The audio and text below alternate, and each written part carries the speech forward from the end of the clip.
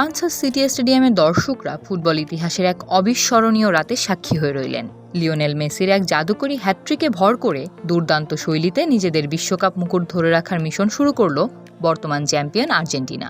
আলজেরিয়ার বিপক্ষে ৩-০ গোলের এই দাপুটে জয়ে পুরো মাঠ একাই মাতিয়ে রাখলেন এই ফুটবল জাদুকর।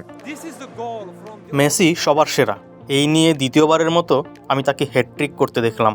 এটা চমৎকার ছিল, আমি আনন্দিত।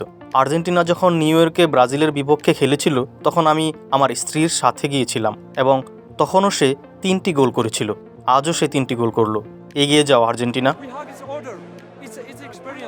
৩৮ বছর বয়সী আর্জেন্টাইন অধিনায়ক এই হ্যাটট্রিকের মধ্য দিয়ে আরেকটি অনন্য কীর্তি ছুঁয়ে ফেললেন।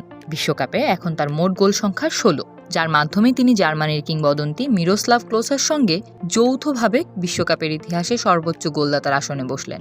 মেসির এই অতিমানবীয় পারফরমেন্সের পর আমেরিকায় তার ভক্তদের উন্মাদনা এখন তুঙ্গে, যার জোয়ারে তার স্বদেশী এবং নতুন আমেরিকান সমর্থকদের মাঝে মেসি 10 জার্সির চাহিদাও এক লাফে বহুগুণ বেড়ে গেছে।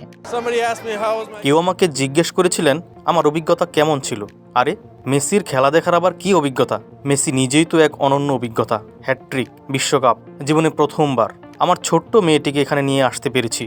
অবিশ্বাস্য, আমরা জাস্ট কেঁদে ফেলেছি। ম্যাচ শেষে স্টেডিয়াম থেকে বের হওয়ার সময় দর্শকদের চোখে মুখে ছিল কেবলই মুগ্ধতার ঘোর। উপস্থিত ফুটবল প্রেমীরা মেসিকে ফুটবলের রাজা এবং প্রজন্মের সেরা খেলোয়াড় হিসেবে আখ্যায়িত করেন।